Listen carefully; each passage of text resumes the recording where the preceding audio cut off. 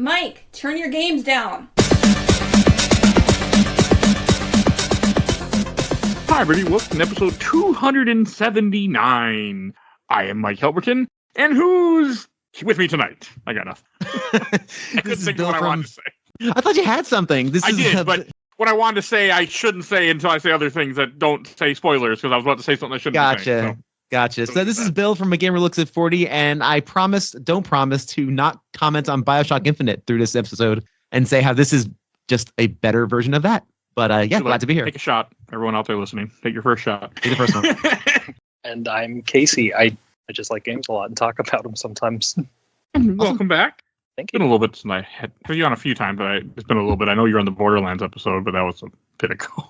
Yeah, no, I'm glad to be back. We're talking about a better game this time where I won't be as upset. So, Bill, would you kindly introduce what we're talking about tonight? Oh, you scamp you with that would you kindly nonsense. Okay.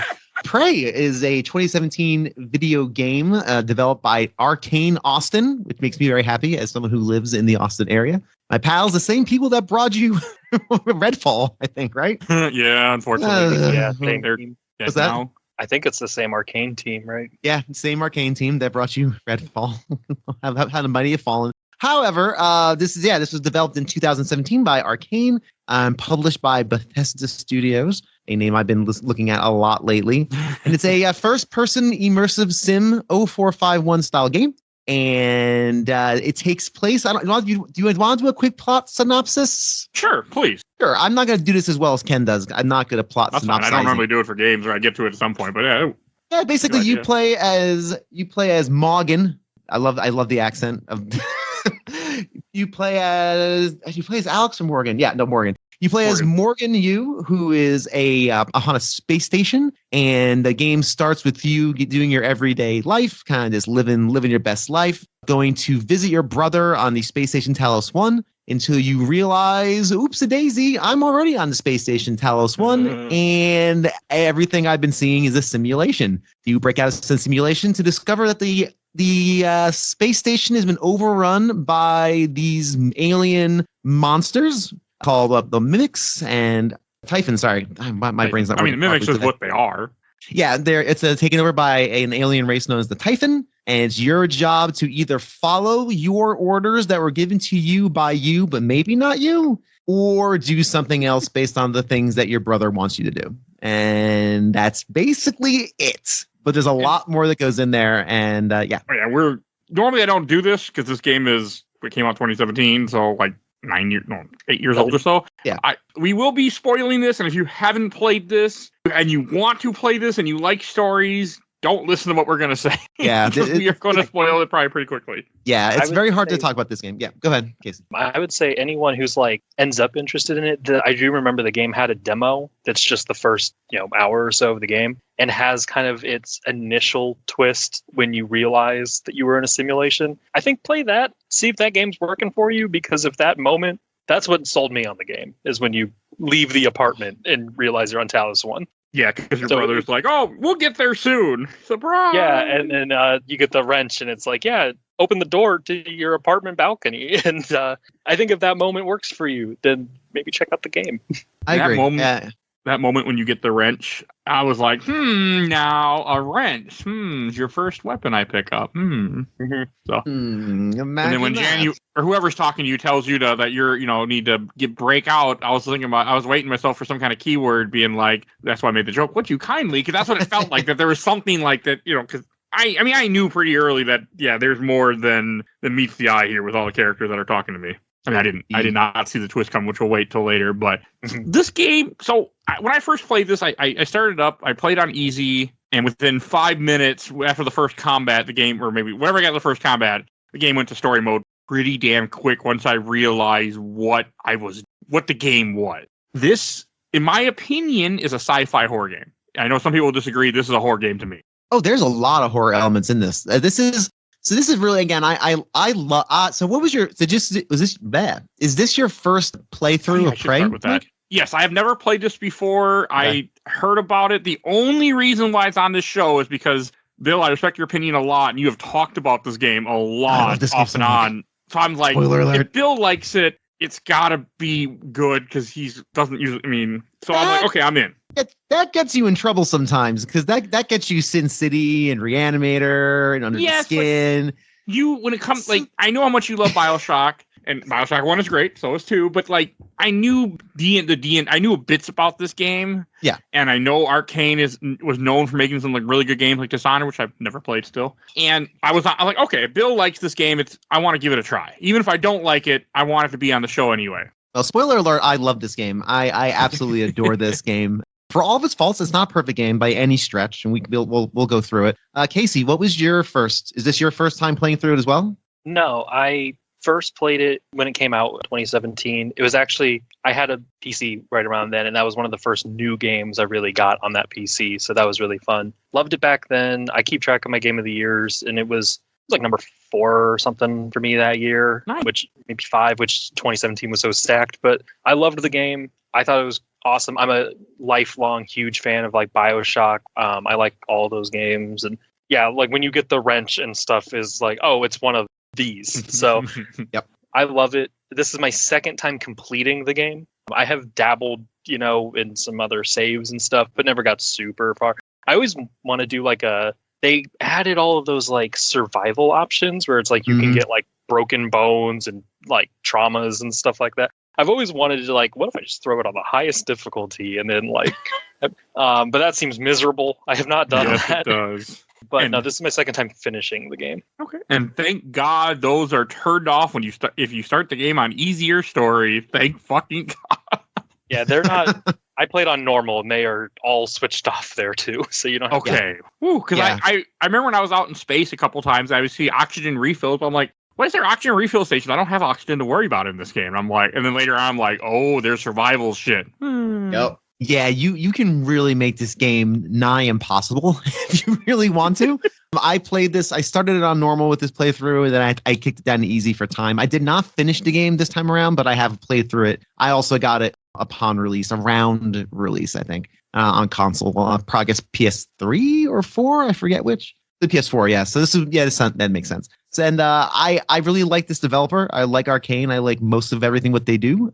I love immersive sims. This is one of my favorite genres, full stop. So your Deus Exes and of course your BioShocks, all the BioShocks except for, one of them, which I will talk about, I'm sure, because this came out This came out like 4 years later after BioShock Infinite and did all the things I wish BioShock Infinite had done in its world building and its scene setting and its character development and all the wonderful little nooks and crannies and fun things to find. There's not at all in BioShock Infinite. It's take a couple shots now, guys.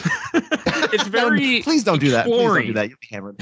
You won't be alive. But that's some of the things that I was like kind of flabbergasted by how much I liked it. Like, I'm not always a big guy into exploring the worlds, but when you give me a reason to, like in this game, you're constantly picking up garbage, which then you can then use garbage as a recycle, and then you get components you can then use to craft stuff. I don't really like crafting in games that much. It's not my thing a whole lot.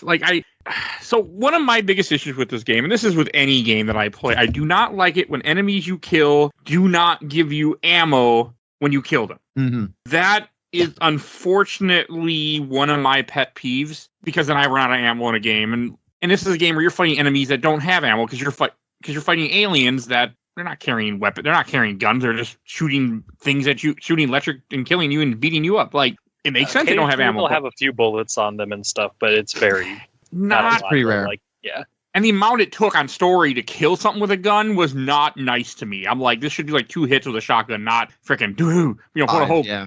Like, it was more than that sometimes. I'd agree with that. I played on normal, and we had kind of talked about like running out of ammo and stuff, and so I spec'd up. I maxed out the damage on both the pistol and the shotgun. I maxed out the skill tree thing that gives you bonus damage on like conventional bullet weapons, and still was some of the bigger enemies, like the telepath or something, would still be like, the pistol's almost useless. It seems like 20 shots to take like anything down that's bigger than like a mimic. A shotgun still didn't feel awesome. It was 5-6 shots from just like regular.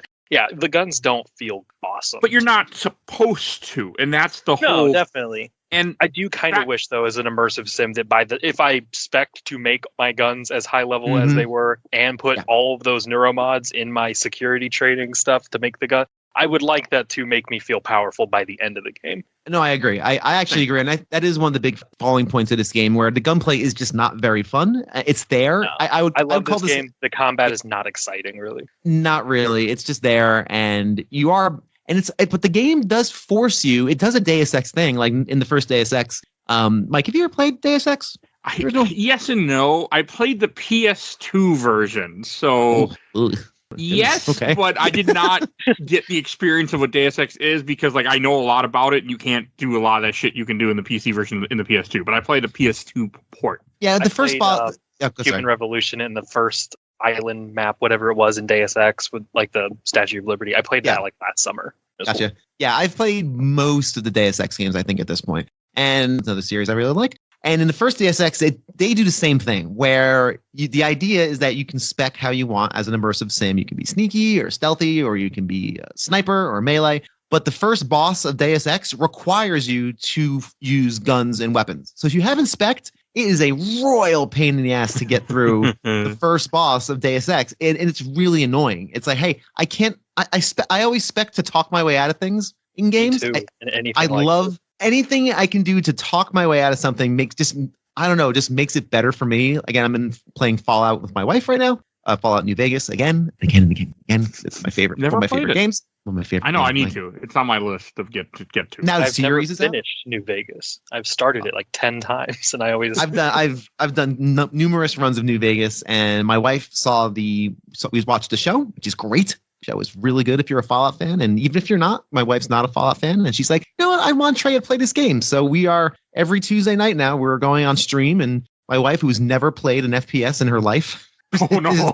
is now. Oh, it's on easy. I got weight turned off. I have so many mods attached. I have so many neuromods attached to my copy of New Vegas. I have 140 mods running at any given moment. Oh wow!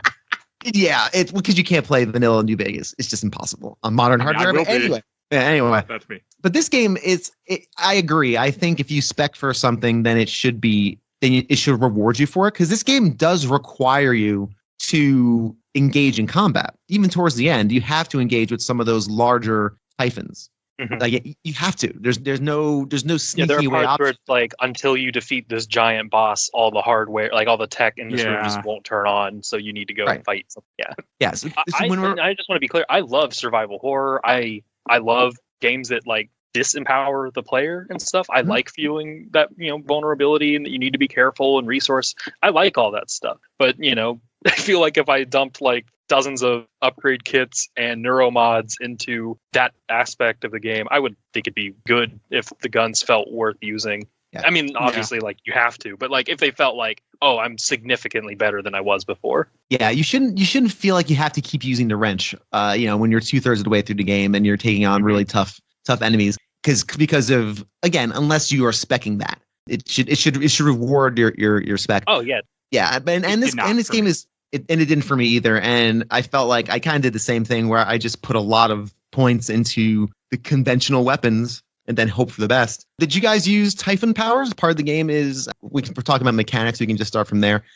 Part of the game is that you can get the powers of the Typhon as you move forward and start scanning them. There's a little what do they call it? Psychovisor? Psychoscope, thank you. You get a psychoscope, which allows you to basically do a Metroid Prime style scan of any enemy, and as you scan, you learn them. Also, like the camera in BioShock, and I think a lot of BioShock.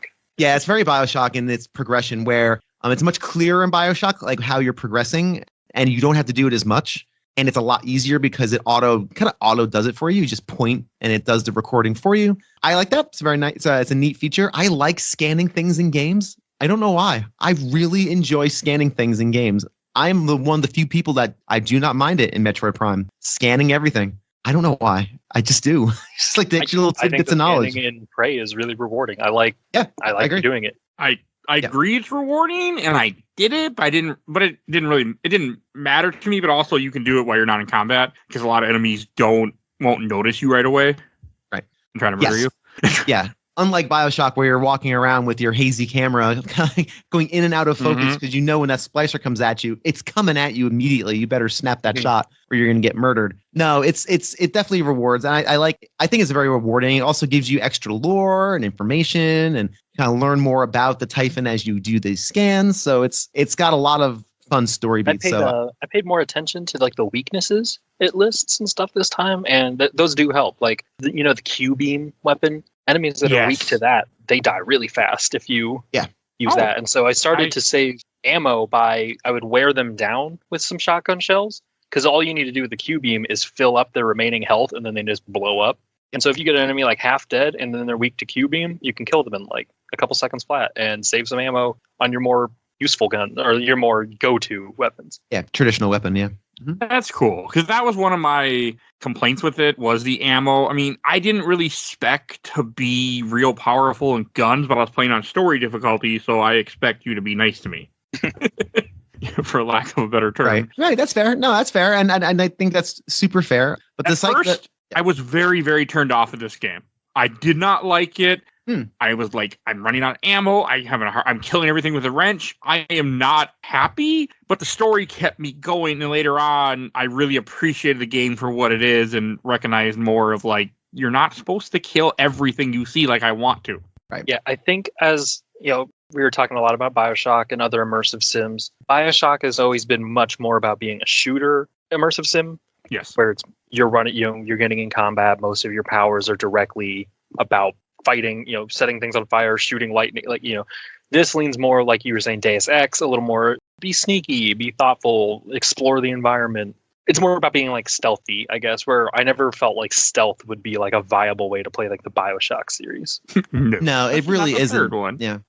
Especially not the third one. No, you cannot avoid the murder hallways and the murder arenas. Take a drink. Yeah, this game definitely rewards that style, and I do appreciate that style. Although for this one, I was mixed. I'm like, I think I want to just move. Maybe because I've played it again and I want to get to the story beats. And again, I was playing it with a loose deadline. I did not finish it again for this recording, but I did have like kind of loose deadline in mind. So I kind of wanted to get through it, but which is different than just playing it for funzos. I definitely agree. This definitely rewards kind of that sneaking maneuvering and that thoughtful placement. Do you guys use the weapon, the bombs at all? Like those? Actually, I used them a lot more this time. Same. So did I. My favorite thing that I kind of thought of this time, my favorite one is the recycler charge. Great. Because something I realized I could start doing is typically in these games, I love in Human Revolution. I did a lot of where you max up your skill or your strength. And you can like stack boxes and dumpsters and stuff like that to start hopping fences. I love doing stuff like that. And there are doorways in this that'll like, oh, you need leverage 3 to lift this giant refrigerator looking thing, and whatever. Or I found out just throw a recycler charge at it and turn all that stuff into materials for later. And then I started really enjoying doing that stuff and just thinking of weird ways to get around things, and using an EMP thing to turn off some electricity so I don't have to deal with it, and running by when you see like broken electronics that are zapping things. Yeah, it was all those. I used a lot more bombs this playthrough than I did the first time. I did too, and I also used the glue gun way more this time than I did the last time. And may I say, I adore the glue gun. I am so happy. Cool. It's the such best. A cool thing. It's the best. I hate it. See, it's so interesting because the first time I played it, I never used it much. I was like, what is this stupid glue gun? And this time around, it really clicked. I'm like, oh, I don't need to worry about like opening doors and locks. I'll just use the glue gun to go up to that second level. That's fine. See, I didn't think of that. Yeah. I mean, I know you can do that because I got stuck at one part where I was like, where the fuck am I supposed to go? Like, I need to get in this door, but I need a key card. I don't have the key card. It was in the shuttle bay. And I'm like, I've been everywhere. And I looked online, and I don't remember if it was that. There was one where the guy's like, just climb on this, and jump up here. And then you just drop down into the room. And I'm like, I never would have thought of that because my brain was not like the jumping in this game. He kind of climbs when he jumps up to stuff. He can climb up things. And I didn't do it a whole lot. It wasn't until like late in the game when I really put 2 and 2 together, because I was trying to play this game mostly blind, just do what the game told me to, not look up any guides, not watch any videos. And when I started my first playthrough, not to like interrupt or anything, you're but fine. When I first started my original playthrough, And I started realizing, like, I think I would notice, like, oh, there's like a box of pistol ammo up on this bookshelf. And what if I kind of scamper up these different things and realize the glue gun can make little ledges? I went all in on that stuff. My favorite thing about this game really is just getting into all sorts of weird nooks and crannies and vents and just poking around in every little corner trying to find just extra stuff. I love that stuff in this game. There is so much to this game. Mm-hmm. And unlike a lot of games that try to do this, the game always rewards you with either a story beat or a bit of you'll go into such weird little, like, I bet if I just climb these busted wires and metal railings forever, and it, like, you start going to, like, this shouldn't even be part of the level. You have no incentive to go here. Always find something. Always something. And that's I probably stole this from another podcast probably, but game retreats. This game is exceptionally good at giving you little gamer treats because I think it's neat. If I do this extra bit of exploring, I need something at the end of that breadcrumb, and this game usually delivers again in either like an item or a little upgrade or something, story beat, environmental storytelling, something neat and cool to check out. It's really good. And this game, I've said it before on the show too, there's really nothing better than when a game says yes way more than it says no. And Prey is a game that is always saying yes to you. Can I get up there on that thing? Sure, use your glue gun. Get up on that. Can I climb on top of that rail and that weird piping that goes up to the top? Yeah, go right ahead. Have fun. See, that was my issue, is that I didn't realize you could climb on the glue stuff. Yeah. I usually just would use the glue to freeze an enemy, then beat him with the wrench. And I'm just like, okay, this is the purpose of the gun. I don't like it. I'll use it, but I'd rather have an actual gun. And it was later on when I was getting stuck in this game near the end where I had to start watching videos, and that's when I realized, you can use the glue gun to climb stuff and like the recycle grenade. It wasn't until I watched a speed run after I beat this game where they're like, hey, there's stuff blocking your way, jump, make it go away. And I was kicking myself when I realized that, 'cause I'm like, well, I put stats into leverage so I could move things so I could get here, thinking that was the only way to do it, not realizing just make it disappear. Right. And again, this is the mark of a good immersive sim where you basically can play it any way you like. To a certain degree, and again, it's definitely easier if you go one or the other. But you have a lot of freedom, though. You really do. Like tons of freedom, yes. And that was my issue with it. I've said this before.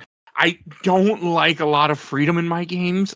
I want you to tell me what to do and give me the tool set, and I want the tool set to be like 3-4 tools. Not, and this is the type of game where it's like you guys saying, like if you want to get there are many different ways to do something. There are many different ways to go through the complex and get somewhere and bypass other things. And like for the shuttle bay, there was like 2 or 3 different ways to do the one thing to get to the shuttle. There are multiple ways to do it. Like there was one the way I did where I went up an event and turned the power back on through this. There was another way to get a key card to get into a different room to turn on the power, or to get a password to log in the computer, or hack the computer if you gave yourself enough staff. Like there are many different ways to do things, and I appreciate that. But at the same time, my brain, also I was behind on the schedule, my brain was like, do not like.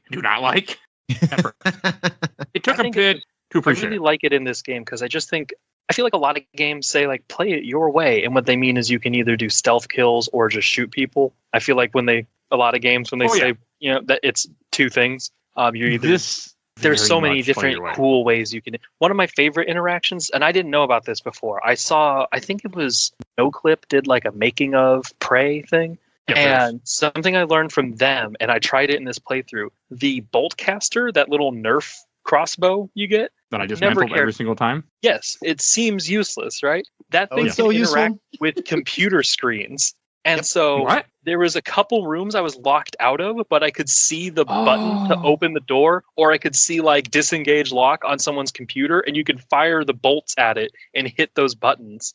And unlock it. Yep. There was an office I was locked out of, and I went on the like windowsill, broke his window out, shot the lock with like the little red like lockdown button on his door, and then just opened my way in and just went in. And that's so crazy to me that like you can do stuff like that. Or you could just become you get the mimic skill, become a coffee mug and like roll under the mail or roll slot. under it. Yep. Or just roll under the slot. Yeah, exactly. That was a discovery this time around too. The when I was like, wait a minute.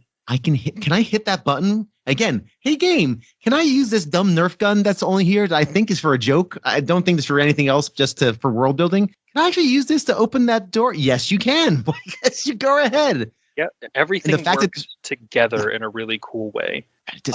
You're constantly rewarded, and when you figure that out, the feeling of like, oh my God, I am a genius. I should be at MIT teaching nuclear fission because I figured out how to use a Huntress bowcaster to open up a door from the inside. Nerf dart. I hit a button with a Nerf dart, and I am a genius. And thank you, game, for validating me. It's lovely when games can do that. I didn't even think of that. Like every time I got that gun, I was like, "Oh, trash!" Because there were multiple parts where I know what you're talking about. Where I remember breaking a window, seeing a computer, like I gotta get there, but I didn't even think of shooting something at it or. That was even an option. Or you can mimic, like you said, or like Casey said, you can mimic a coffee cup and just roll underneath the thing. It's so much variety. What? I did not hear that. I was on the phone. I got into so many of those like security officer little things I would just get up on the little like counter area, open my inventory and drop like a petri dish or some random a banana peel, become the banana, and then just roll onto the mail slot and then pop back out.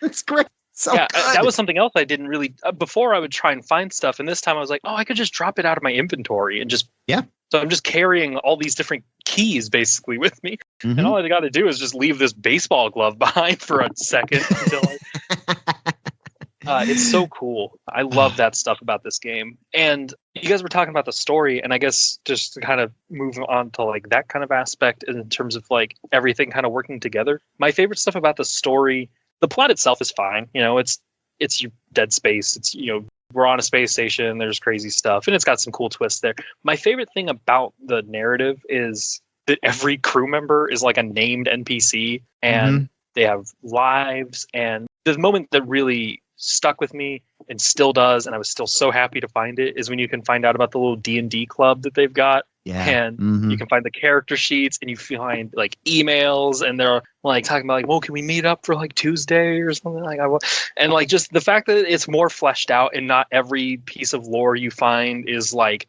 directly tied to the plot, and it's just more about like making this feel like a place. They've got a gym, they've got, you know, all these different little stories and stuff, and it feels so cool for like a space station thing to actually kind of feel like a place, more like a city or something than like just a place for the horror elements to take place. I just think that's so cool. No, it's super. It's feels very lived in. That's kind of how I describe it. And it feels lived in, and it feels like you said very well. It feels like a real place as opposed to a murder hallway or murder arena or a stage. This feels like a functioning space station that had real people in it, and all those little side stories are what I love about immersive sims. That's all that flavor that has nothing to do with the main plot, but just is there to increase the richness of the experience. Is so appreciative, and the voice acting by and large is very, very good.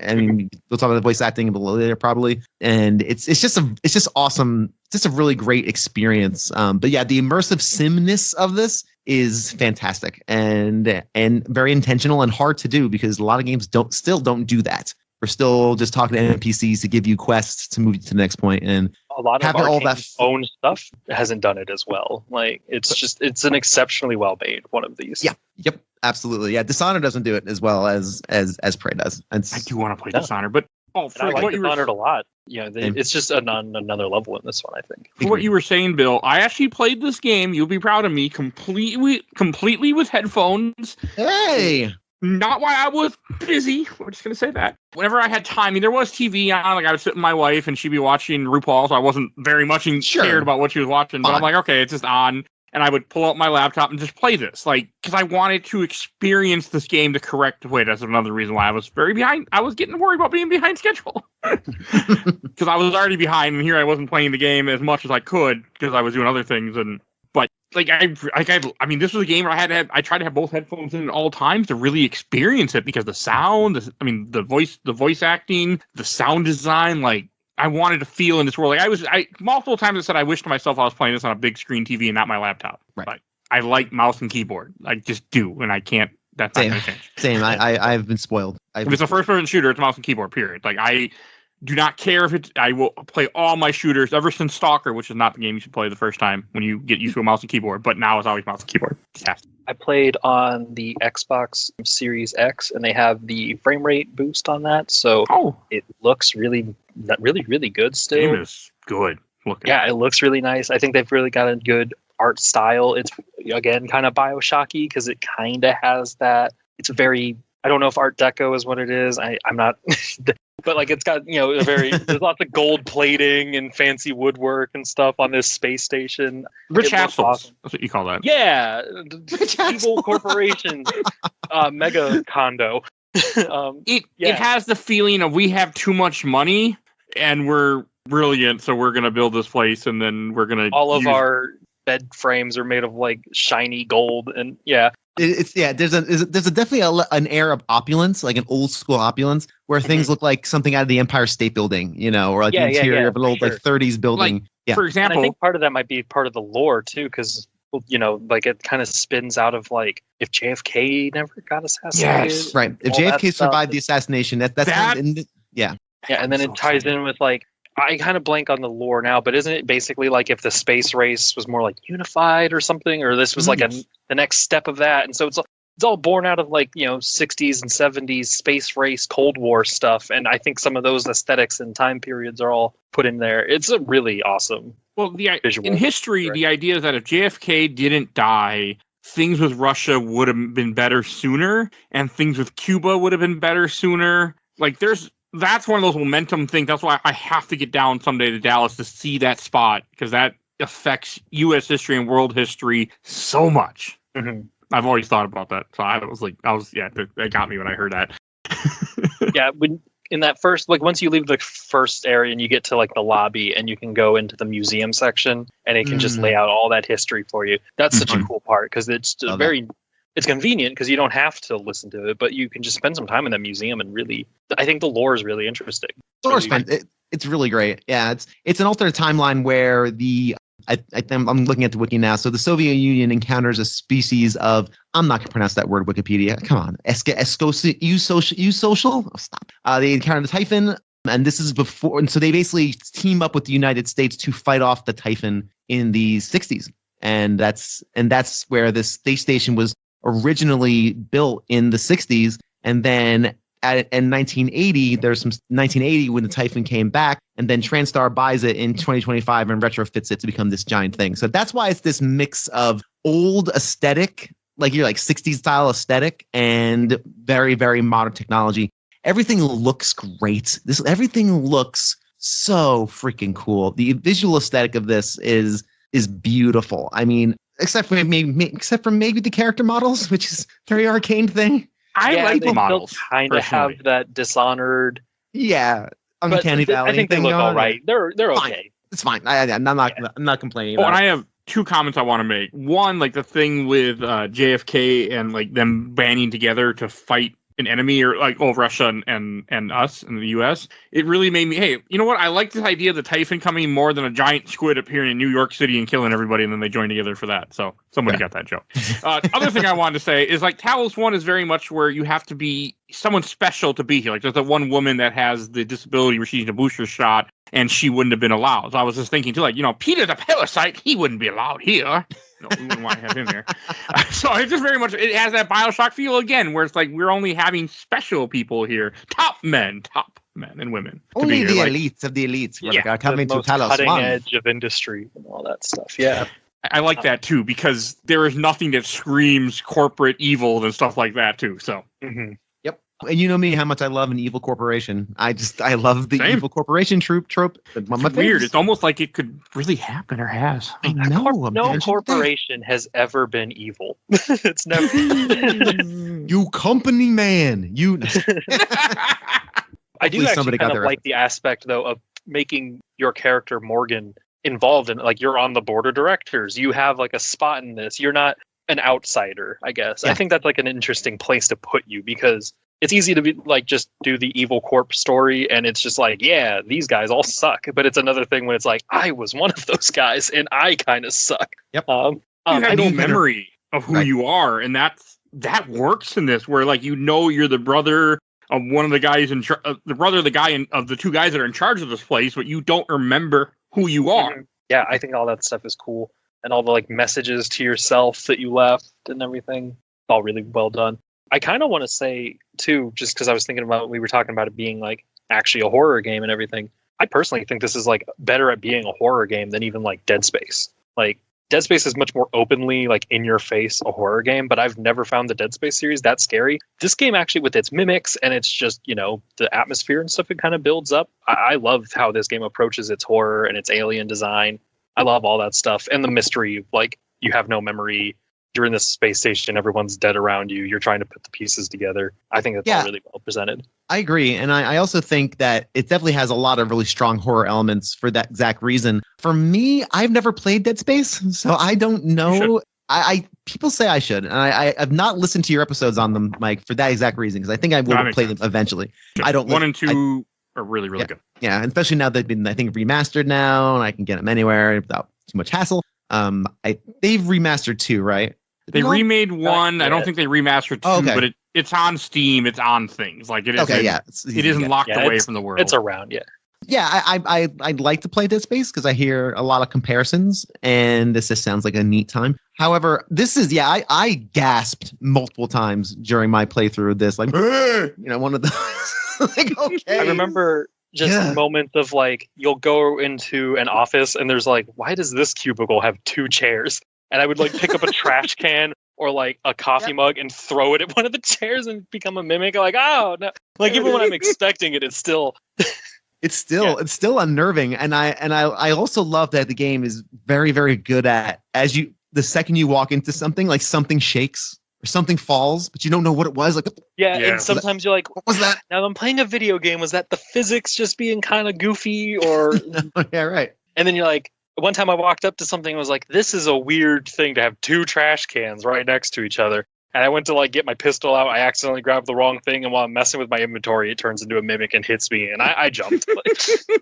Totally. Oh yeah. There's lots of it with the wrench or something. There's that one moment where you're in, I can't remember exactly where, but you're in this like small little enclosure with like TV screens around, and it tells you to hit the buttons to recalibrate the screen. Oh yeah.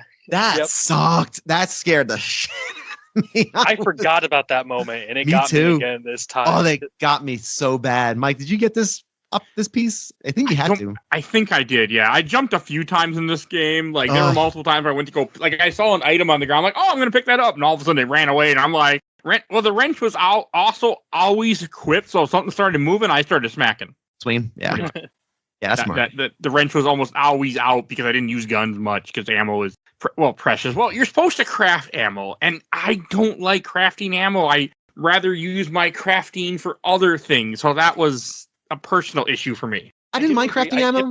I'm typically not a fan of crafting. This is maybe my favorite crafting system in a game, mainly because it's just so cool. I love gathering so much random garbage, whether it's I'm just going through the kitchens, taking everyone's apples and potato chips, and I have my upgraded pistol, so I'll go to the security room and just grab like 4 more guns that I will never use and just chucking them all into this thing, breaking them down into little cubes, and then making... Oh, I never did that. Oh, yeah.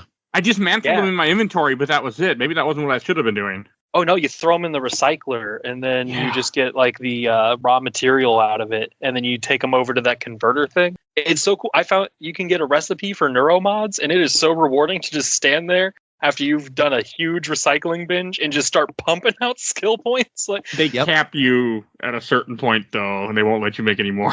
Do they? I didn't. Yes, they do. I saved up so much resources, so I was able to make I made a bunch of neuromods, and then Alex Wu comes over and he's like, you can't be doing that, and then it locks you out and the game will not let you make any more. Oh wow, interesting. Okay. Man, I made a ton of them too, so I made a lot. Yeah, I made a ton too. Well, more than us then. Clearly, I didn't know that would lock you out of it. I liked recycling in this because recycling and crafting felt very natural to me, and it was very easy. It was just pick what you want, hit the button, it puts the things in for you, and you're good.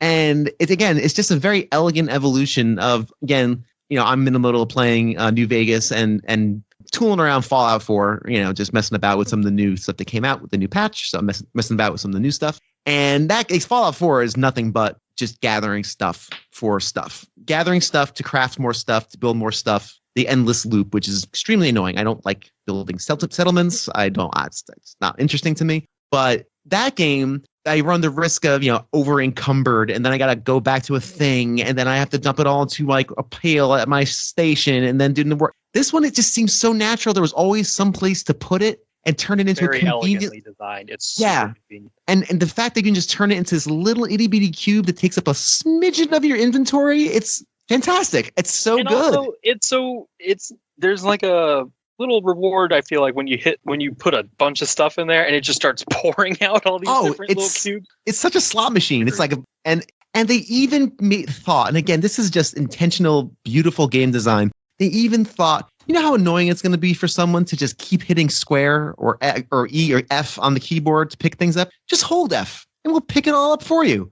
How good is that? That is so good. I hope you guys knew that, because I did not. I was mashing. Oh wait, no, I didn't either. Never mind. So if you pop it on again, just for fun, when you have a stack of those things to gather, the raw materials, you don't have to keep hitting F over and over again. You just hold F and it just goes, just sucks up all the little things in one very satisfying slurk, and it's fantastic. Again, so intentional. It's intentionally designed, and they really had the player in mind when they made this game. Like, weapon upgrading, just drag it on over. You have to go crazy. You don't have to find the station to do it, and just. And you don't have a billion different, like, I need aluminum, metal, screws, tin. It's 4 things. They're all very easily color coded. Like, I need 3 more units of orange before I can build, another neuromod. It's super easy, and I love the crafting system in this game. Yeah, it's fantastic. It's one of the best ever. And I obviously we've played a few. Again, compared to a Fallout game where, like you said, I'm always on the hunt for aluminum. Always aluminum. I'm constantly searching for freaking aluminum so I can. I always find I need screws, so I'm carrying around like 30 desk fans, and then I'm getting weighed down by desk fans. Because desk fans what I want to do. No, none of this is fun.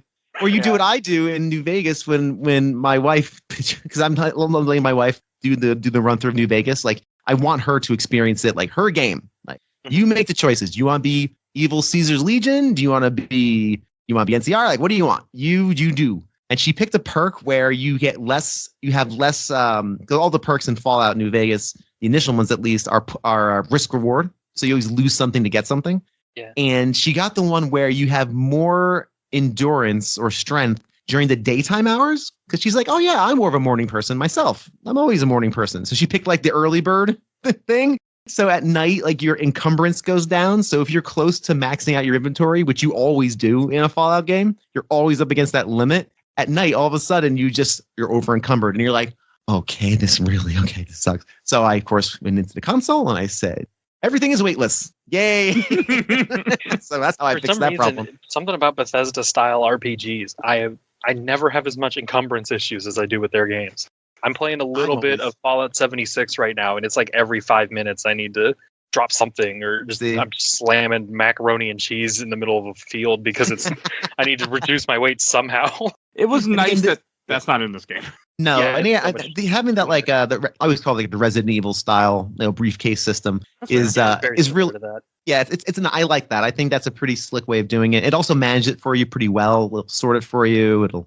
It's very player focused, and they spent a lot of intentional time making sure this would be, all of these things would be fun and interesting enough to make them have impact. I don't think the weapon upgrades have as much impact like we talked about. That's the only thing I would say. I wish my shotgun had a little more oomph to it. Really, my only strong complaint. And I wouldn't even say it's that big of a problem. Like, it's not like it was useless. It was better. It improved it. I just wanted like a little. If I max out all the gun stuff, I want to look at a generic Phantom and just blow them away by the time I'm 20 hours into the game. Exactly, 100%. I think the idea was also to show that the Typhons are very, very powerful, which again helps with the fuck you later on at the end of the game when you get the twist, which I don't want to mention yet. But like, that idea, I think, is partly why they're as powerful as they are, because the game doesn't really want you to be just gunning down everybody like a Doom game. Like that's not what they were going for. Yeah, no, you're not a super soldier. I just do wish the end game leveled the playing field a little more. I would have liked it too personally, but I think that's what they were going for. But no, that was one of my big issues with this game for a long time. One thing I also like is how many side quests there are. Like, there was one which I didn't do, but I wanted to, but I was just like, I need to finish this game. with the cook. I didn't find out that the cook wasn't the cook until he beat me over the head in the freezer. That's a weird moment. That's a weird, like, that felt very Bioshocky to me. I was going to say, it reminds me of when you go to the fish cellar or whatever it is in Bioshock and they take your guns away. Yep. It reminds me of that moment. That's probably why it reminded me. Yeah, that's exactly right. And I think you can find out before he does that, because one of the missions then later on was I had to track down where he was and go kill him, and I just didn't bother because I'm like... I will say, I remembered that he betrays you from my first playthrough, and so when he was like, go into this creepy cellar that locks from the outside and get your reward, I just used the taser and just stunned him right there, and he just fell over. I took all his stuff and he never woke up, and then I got the quest to kill him, and I got that quest in the same area, so I had cleared out that whole floor. I just walked back and just shot him in the head and left. It was so much easier this time when I knew what was going to happen ahead of time. Yeah. But the game didn't punish me for that at all. It was like, all right, you got it. Like, he wasn't trustworthy. No one yelled at me for it. I think does it ding you for that in the ending, which you haven't talked about yet? But does it? It might. I think it might. Yeah, it does ding you for killing Doll. It does, and it also dings you. The first, so like this is actually a good segue into the moral choices that this game presents. Unlike any good immersive sim, this game provides you with opportunities to be good or evil, depending on your play style and who you want to be in the situation. I don't think this game is particularly strong at the moral choice. I felt like it was either good or bad. The game does. You want to kill someone or no? Right. Does this person deserve to die? The first one I think is probably one of the most effective, which is you go into a room and there's a human in a chamber. The prisoner? The prisoner, yeah. The prisoner. And the prisoner's like, hey, man, can you get me out of here? Come on, can you get me out of here? And you can look at his records and you can see that he's done all these heinous crimes, including like child stuff. And like he's just an awful, awful person. And as you're reading it, when you come back from reading, he says, oh, you're reading my rap sheet. Oh, that's a bunch of lies. They just said that. Well, some of that might be true. I did some bad stuff as a person, but no one deserves this. And you can make the choice to either let them free or, and if you let them free, the bonus is he gives you the code to the armory, which is like right next door, which gives you a nice little boost of weapons and stuff, which you desperately need at that point. Still early. Have a fun thing about that too. You might have done the same thing I did, but I had already broken into that room and I entered into his room from that, and he was like, "Well, I was going to give you that password, but I guess you don't really need that." I didn't do that. I let him out of the room, got the password, reset my save, and then I killed him. That's how I figured it. But you actually used the language of the game. I love that. I didn't know you could do that. That's really fun and good. Super funny because I hadn't gone to his room yet because it's in like kind of a circular layout or whatever. Yep. So you can kind of enter into his room. But I saw that room and I think I might have had the mimic ability already. Something like that. I don't remember how I got in there, but it was something like that, or I used that bolt caster, like I was saying. I got into that room and looted all that stuff, and I'm like, all right, cool, on to the next room. And he's in there, and he's like, well, shit, I was going to give you this password, but please still don't kill me. I don't really have any bargaining now. And again, in these games, I really like to role play. Like, I want to really make that choice. I enjoy that piece of it. Like, okay, what do I do in this situation? Do I kill this person who's, according to the records, you know, he's an awful human being, but do I trust these records? I mean, I don't trust anything anymore. And I like having that moral quandary and sitting with it. And the game rewards that, you sitting with it, because then the guy starts talking again, like, hey, come on, man. This is I think cruel there are and unusual. 2 choices in this game that really affect me. I think you kind of mentioned the choices aren't in general all that great. I feel like a lot of them are like, hey, do you want to like actually just do this side quest so people don't die, or you just want to eject Dio Ingwe into space because you're an asshole for no reason? An asshole. Are you a dick or are you a human being? Yeah. Yeah, there are 2 choices that like I actually like had to weigh, and one is this, because I don't trust any of these records they're telling me. Like, right. How am I to believe that this guy did anything? Because it sort of seems like everyone here has been kind of lied about by this company that we're working for. So that's hard to make that choice. He seems terrible, but at the same time, like, you have to start weighing, like, I don't know anything. Do I have the right to decide? Like, everyone else is dead. Should I try and save what life I can? That's an interesting choice. And I also had to think, I haven't settled on which ending or like which final choice I like more. Meaning, I guess if it's fine to get into it, do you blow up the space station, or you use the null wave? I wrestle with that a lot too. Yeah. Yeah, because you don't want to blowing it all up is bad. At the same time, letting the Typhon get to Earth is a risk that's not worth taking. And so I think that's those are the two choices in the game that I actually had to kind of weigh. Everything else was pretty standard. Like, oh, I'm going to be the good person and say, yes, I'll get I think it was a medicine or something she needed. The one person. The booster shot. The booster shot. That's it. That's right. The booster shot. Yes. Yeah. Of course, I'll get your booster shot. I'm going to leave you here to die. 2 feet away too. Like it takes no time. Yeah. It's not hard. I saved the doctor. The funny thing with the guy in the cell, I didn't read everything. I just saw open door. I said, okay. And I clicked that. And I opened up the door and let him get murdered. I'm like, oops. One other funny thing about the prisoner for me, at the end game, when everything is just going crazy and, the big Typhon shows up and you get those tendrils that are coming at you and everything, I was hauling through that station trying to get the different stuff you need for the end. And I ran by him and I was like, it's been Vietnam out here forever. And then I run by his room and he's just chilling in there still. And I'm just thinking like, I set you free. What are you doing? I gave you another lease on life and you're just chilling out at the end of days. Go somewhere. And that's when you take the moment as again in role playing and say, screw you, bang, bang, bang. You're gone now, asshole. I just kind of was like, I thought you wanted out, but you're just still standing in your cell. Just wasting time. Doing anything. Yeah, that's very funny. A lot of that role playing is really fun. We'll talk about the very, very end and then the ending and then the second ending, I guess you could say, the after credits. Yeah. And I don't love the after credits actually, but we'll talk about it. Yeah, no, it's really fun to have those. But again, most of the choices in this game are you a jerk or are you a nice person?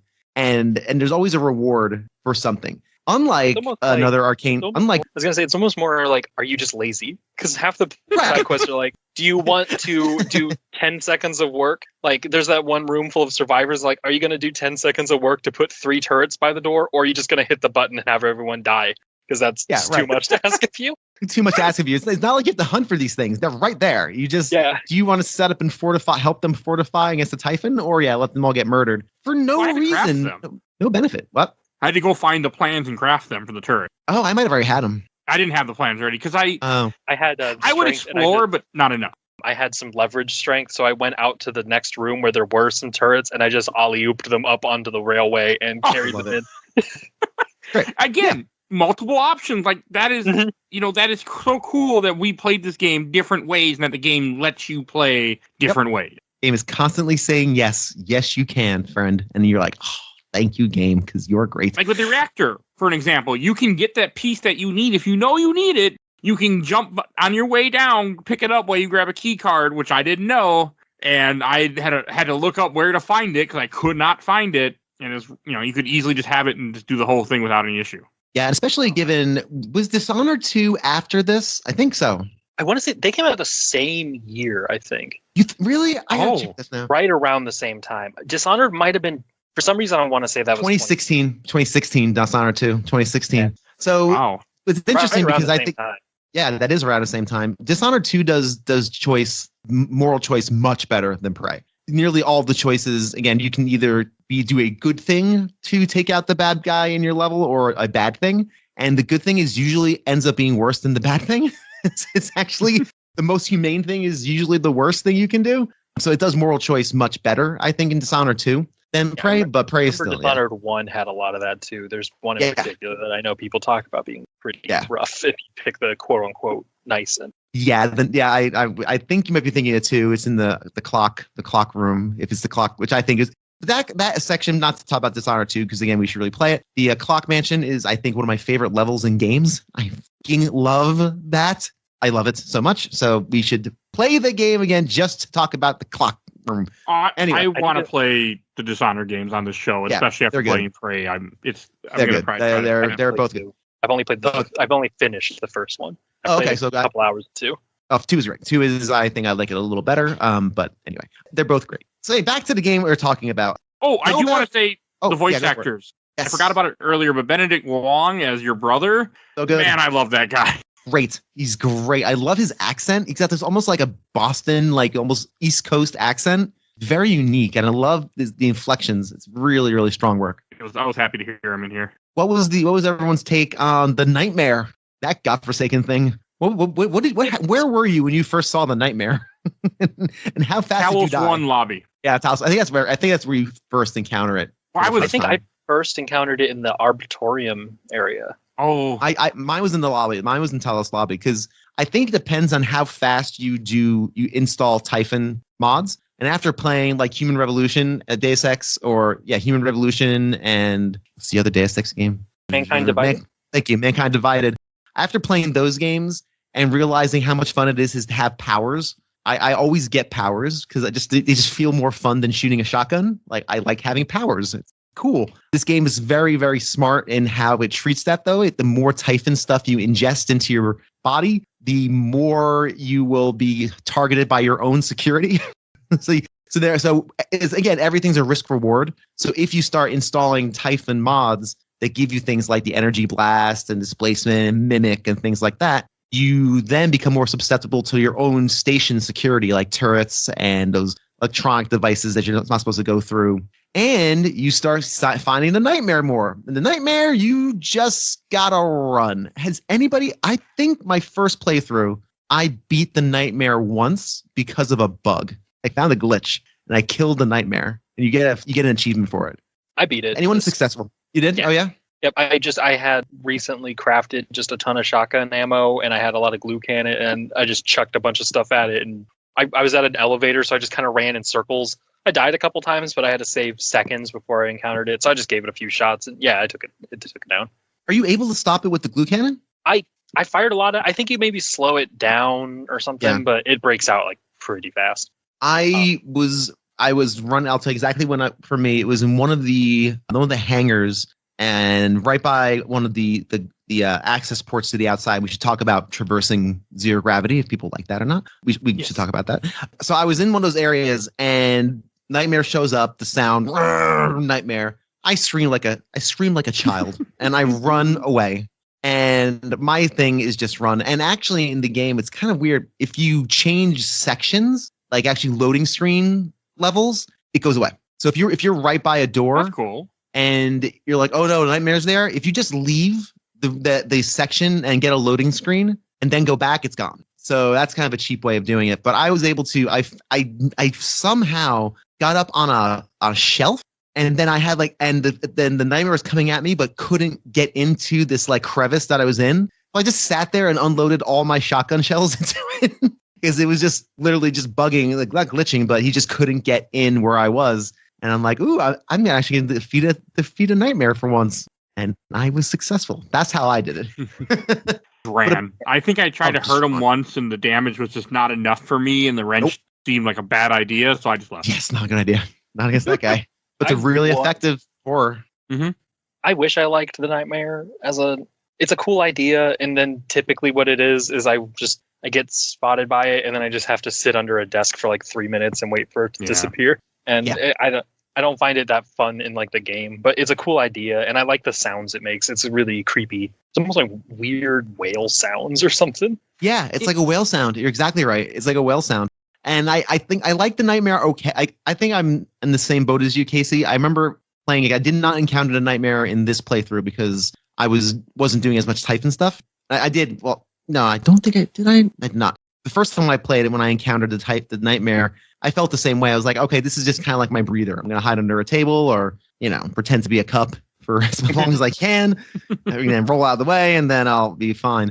Yeah, it's a really neat idea. It does get a little crazy though. If you really start doing your Typhon powers like crazy, it gets to be a bit of a challenge. I only did a little bit of Typhon powers where I could shoot a blast. That was really all I did. And I did like 2 upgrades with Typhon. I was too busy putting neuromods into getting to places, like getting leverage up, getting security up so I could hack better, because I thought that's what I had to do to get to certain places, and got irritated with the game. Not realizing that I didn't have to do that.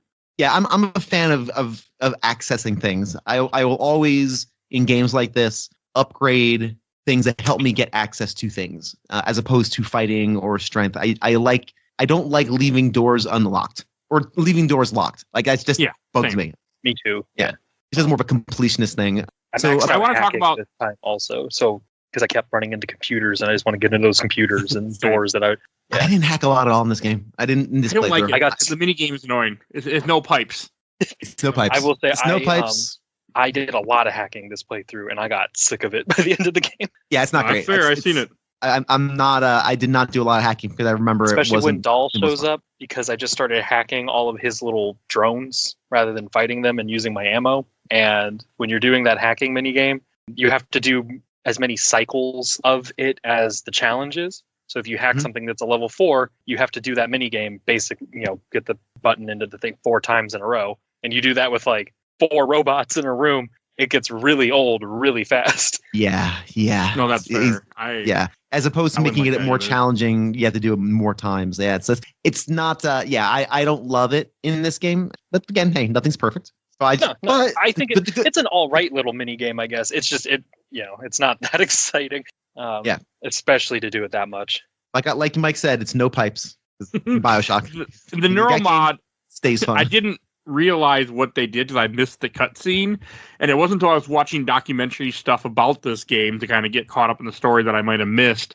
And when I saw, like, when you pick up the Neuromod, I don't know why I didn't catch it, but like these 2 giant needles come out and you push it against your eye and the needles shove into your head. I would have been like, no. The thing that always gets me about already, that's a nightmare. Like, they're so horrible.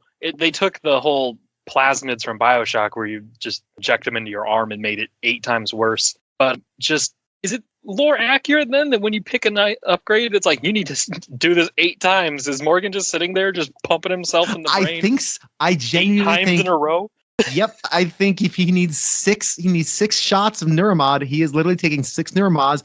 That's insane. The guy would have no eyeball left. I would think you would think, and those needles do not look tiny. They look those are sizable. Big, and they're like in a triangle formation. It's horrifying. It's really not good. It's not like you'd be like, well, it kind of goes on the other side of the eye, but like it's just gigantic metal rods straight through your skull. It's really not great. It's pretty horrifying and terrifying. Yeah, Neuromods are scary in idea. They're probably one of the most disturbing like upgrade mechanics I've seen. Yeah, it's up there. Used. Yeah, it's up there. I do want to also talk a bit about flying around in 0G. You end up doing this a lot. Yeah, you do. I didn't mind it personally, but that's also because if I would have had to worry about the oxygen, I would have had a real big problem with it. That would have been a nightmare. That would have been horrible. I forgot that was a thing you can turn on, and I'm really glad it's off by default because I'm fine. I think it's cool that Talos 1 is kind of actually an open world at the end of the game. I think that's neat. But the idea of like every time you have to go into space of managing an oxygen gauge sounds miserable. Yeah, it's nightmarish. I thought there a lot. And when the one part when I had to find the coral node, I flew in there, found the one, left, circle around like the entire place. Like, where the fuck is this? It wasn't until a video said go back in there. They're both in the same room, and I'm like, oh, yeah. So yeah, I flying around outside is wonderful. Outside in space, I think is so much fun. I don't like traversing the guts system at all. I don't. They're not fun. I find them extremely boring. And I had the same reaction last time as I did this time. The gut system to me in Prey is like the sewers in Fallout 3. They just go on, and they're repetitive. Yeah. I think I went into guts once this playthrough and just avoided that area like almost entirely. You only have to do it once. You only have to do it once. Yeah, you only have to do it once, and then once you do it once, you can unlock the main elevator, and then you can basically get anywhere without doing guts again, because you can either go outside someplace or do guts. You just have to intentionally avoid it because the tracking will put you through that. So if you follow the cursor, it will sometimes take you through guts because that is the quote unquote fastest way. I went through it once because the game made me, but yeah, I didn't like it. That where you're just like flying through these long tunnels. Yeah, the long tunnels with those little like zero gravity things. And they're shooting the radiation stuff at you, the crystal things or whatever. Yeah, that was annoying. Yeah, I know at one point you get locked out because Alex locks you out of everything. You have to that was annoying too, where you're in D space for a bit trying to figure out how the fuck to get back in. Yeah, that felt very tense and good to me. It was cool in the aspect. I mean, like, if I would have had to worry about oxygen, I would have hated it. That sounds like a nightmare. I did not even know that was an option you can enable. That's called the masochist level. If you want to put your game on I hate life and I want to feel pain at all times, that's the setting you put it on if you want that option. Love a toggle of just make this game bad and not fun. I'm sure there's a subset of people. But again, this is a beautiful thing about this game is I'm sure there's a segment of the population out there. Mm-hmm. We probably know people in our everyday lives. I mean, I guess absolutely put that on. I want to try it with high difficulty and all those like injury things. Those sound more fun, but Oxygen just kind of. Yeah, Oxygen's. I mean, it just seems complicated because there's a lot of oxygen stuff you can see when you're out there. The game will tell you, hey, it's over here, but like to have to actually go to it or carry oxygen tanks that you can't put in your inventory, but you can have to carry them on you just sounds terrible. Yeah, for sure. But again, it's kind of play it the way you want. Yeah, but the actual traversal of zero gravity, the actual mechanics of it feel pretty good. I never quite got the hang of stopping because you have to hit the brakes. I never had the hang of it. I was just turning in a circle. But then, yeah, just me not being good at games. But yeah, I know you guys played on PC, right? Yes, I played PC. Okay. On a controller, it's just hold L1, R1 at the same time, like the two shoulder buttons. It's pretty easy to just quick pull that off. It's still not like there would be times where I just want to really zip around corners, and you're not really doing that. There's a lot of you got to come to a screeching halt with the brakes and then kind of drift off. Yeah, it's not super agile flying, but it's really cool to just get to go out in space. And I mean, again, as a child, your dream, as any kid, his dream is to just fly around in space. Like that's how fun is that? And to actually do that and have to feel realistic and good, like flying out, be able to do little 360-degree rolls and stuff. Oh, it's so fun, and it's really again another intentional choice to make that really fun. It was me just being ham-fisted with the keyboard. You do Q and E at the same time, and that stops you on the keyboard. But again, that was just me being ham-fisted. We should probably talk about the ending stuff. Yes. Let's talk about ending stuff. I do like how there's two options, because for a while your whole goal is to blow up the station, and then as you progress near the end, that's when Alex finally talks to you and tells you the plan to get the neurowave transmitter that will supposedly kill all the Typhons on the ship. On the station, right? But keeping the research intact. So basically, there's a few branches off of these two branches, essentially. But we should talk about that big moment where the entire space station gets engulfed by was it Apex, I think, or the Alpha Typhon, something like that. Yeah, like a giant predator. Yeah, it's giant really Cthulhu style monster. Moment. Oh, yes. It's really impressive. Like a black hole or like a wormhole, something like rips open in space, and it just comes. It's really cool, almost like Lovecraftian horror feeling. Yep, it's exactly how I put it. It's got this very much such like a Cthulhu, space Cthulhu comes out and envelops your space station. That is when you're like the last 10% of the game too, because it's like right at that point where you're starting to really kind of. I was starting to really feel pretty confident and everything, and I forgot that happens. And all of a sudden, you're like talking to Alex, and just space tears in half. It's such a good humbling, like, oh, we're so screwed. Yep. Yeah. It's get that really crazy moment of, oh no, I am boned, and there's no good way out of this. But the two options you have are, and again, within these options, you can save people, you can make sure they get on the space station shuttle well. You can three options actually. You can just quit. You can just jump on you can just leave. Yeah, I love that you can beat this game in a couple hours if you just really don't care and just take Alex's escape pod out of there. You can beat this game in 6 hours if you just take Alex's escape pod and leave. It is actually funny too that it doesn't even give you credits. It gives you a game over. It gives you a game over. It's so funny. It's almost annoyed you took that chance. It's like, really? Which I think is cool because we'll get to it in a second, but I do think that ties into the post-credits ending. It does, and they tie into the post-credits ending where they'll and we'll talk about it. Make sure we do that. But the main two options are either blow up the space station, which is what past you wants you to do through your emissary January, the little droid operator who follows you around sometimes and talks to you. That's programmed by you. You are telling you, hey, this thing can't escape. Like, this thing can't be allowed to survive. Like, no trace of this can make it back to Earth, including you. So you, Morgan, have to do this. You have to just blow up the station. Alex has different plans. He's still there. He wants you to use a null wave transmitter to nullify the aliens that are on the ship and surrounding it, but that will keep the Typhon intact and keep the research intact so the research can continue. That's kind of what you have to weigh, those pros. So what did you guys do this time around? I did the null wave because to me that seemed to make more sense than blowing everybody up. Also, I killed the pilot Dull, so I didn't knock him out. I didn't know you could even knock people out. I hit him with a wrench, he died, and went, oh, okay.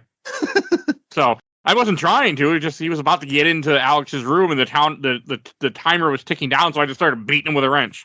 Hey, listen, language of games. I get it.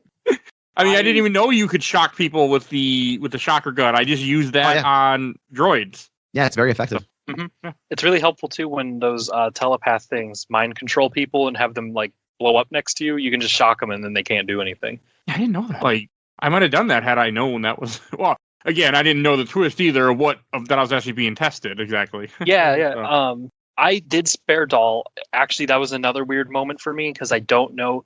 You get this one quest where he like cuts off oxygen supply, and you get like a 15-minute timer to stop him or people die. And like your quest thing is like, this is obviously a trap. He's waiting for you. And so they build it up like this is going to be a big confrontation. Mm-hmm. I just hauled ass and nothing did anything to me. He's not there. It's just a robot is there that he has working for him. Nope, he was there. He wasn't there for me. It was a robot when I came. No, there was just a bunch of his like security drones and stuff like that. I just sprinted past all of them and I moved too quick or something. And I never... None of them detected me. None of them did anything. If one did get aggroed, I was too quick and it just didn't damage me. And then I found the room he was in and he just happened to be looking the wrong way. And I had the upgrade where I run silently. So he didn't notice me run into the room. And I just like, oh God. And I just tasered him and I finished that quest in like a minute. It was awesome. A weird feeling. That's really I did funny. not do that. When I showed up near the end of the counter and he wasn't there anymore. I barely got there in time though. Yeah, I'm not sure because I just booked it and nothing did anything to me. It was really weird feeling. I don't think that was how it was supposed to go, but it worked. Again, this game lets you play the way you want to and has so many other options. Yeah, and I think because I kind of had some points in stealth and traversal that maybe that was it. Like I just kind of was parkouring through these rooms and nothing really noticed me run by. So he didn't detect you, so he didn't run away if he's programmed to or whatever the way they something have it like set that. up. Yeah. Cool. But no, I spared him so he could pilot everyone off the station. And this time I did the null wave. I don't remember what I did the first time, but I tend to do whatever Alex says to do. I do the opposite because he seems to just be a terrible person and a garbage trash bag the entire game. So anytime he says to do something, I would typically like, well, okay, that's what a bad person would do. And so I probably would have I don't remember what I did the first time. Like I said, I'm still not sure what I feel like is the correct solution. But I was going to just do the null wave and then load my save and blow up the station and just compare the two endings. Yeah. But for some reason, I couldn't find out how to set the detonation off. I went to do the arming keys and I don't know, it didn't really make sense. And I'd beaten the game anyways. This was like Friday afternoon. So I was like, it's fine. But no, I did the null wave. I think it was just kind of a thing of, I ended up siding that way just because of like the idea of, I mean, they even kind of make a point of like, do we deserve to completely annihilate the Typhon or whatever? Mm-hmm. And it was like destroying all of this knowledge and research and people and culture and also maybe do a genocide on an alien. Like it kind of felt weird. And I was like, maybe this is not the right, like maybe detonating it is not the right. Plus I just tend not to choose the more destructive choices in games. I'm the same way. If I can smart my way out of it, I'll do that. That's kind of, again, that's my power fantasy, just being smarter than I normally am, I guess. I have no interest. I could talk my way out of bad situations. Oh my God, it'd be amazing. It'd be so great. I know I have no interest in hitting somebody with a baseball bat, but boy, do I want to be a chatty Cathy, as you can tell by being on podcasts all the damn time. Yeah, it's funny about going back to Fallout New Vegas very, very quickly. My wife was looking at the perks. At the very beginning, you have to set up, like what you want to put points into initially. And Jane's like, what do you put points into initially? I'm like, take a guess, Jane. What I put points into initially. She goes, speech. Of course you do. Of course I do. She gets, of course. All I do in life is talk. I know it's Fallout 3 I played that when I was pretty young. And that was kind of the game that made me fall in love with like dialogue systems. Cause there were so many points where that was my first game I ever played where I could really like, a guy puts a gun to you and like, I have high speech to go like, what if you didn't kill me? And he's like, all right. And that just felt so cool that you could get out of situations and talk your way through stuff. That was my first game to ever really, I played that before Mass Effect and anything like that. So ever since playing Fallout 3 back when that was new, I've always loved anything that gives me a charisma stat, a dialogue check. Always go for that stuff in any RPG. Yep, same, exactly the same. And Fallout New Vegas says it's so much better than Fallout 4. Fallout 4 is such a disappointment when it comes to Fallout 4 is terrible for that. I was so disappointed. It's so disappointing. They turned it into Mass Effect. Barely has a conversation system. They barely have it. It's dick or good. Sarcastic, yes, no, evil, sarcastic, or more info. Yeah, or more info. Yeah, that's basically it. Anyway, not to. So the ending. After you make your decision, this is when you get the game ends, but then you get the twist ending. Is it after the credits? Right? Is when it shows up. Post credits. Post credits. Is when you find out that everything is a simulation, that you are dead, and you are just a Typhon locked to a chair with Morgan's memories. And normally this is the kind of ending I would hate. Like, normally I don't like this, but I think in this game I adore it because it's the twist they give you 1 hour into the game, and then they just do it to you again. Yeah, right. And you also find out that the people you rescued were actually computers that were put into the simulation to see what you would do. Mm-hmm. I liked it. Yeah, I really like.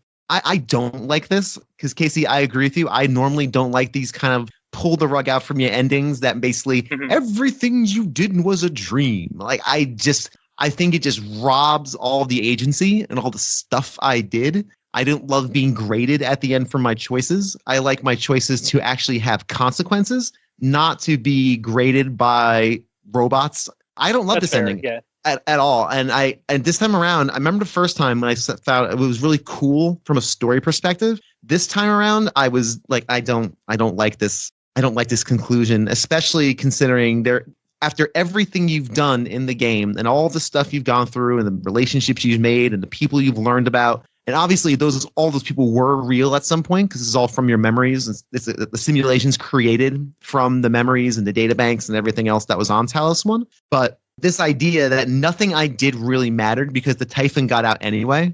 The Typhon is running rampant on Earth, and we're still trying to figure out. Now, the central concept of, hey, we spent some time trying to put Typhon stuff into humans. What if we put human stuff into Typhons? That's what we're trying to do. This is our new solution to this problem. That's a very cool idea. Super cool that you look, because you can look down and you can see your hands are Typhon hands. Like your hands that was cool. Are like Typhon hands. Like when you get the choice to shake hands at the end, if you choose shake hand, it reaches a tendril that becomes Morgan's hand.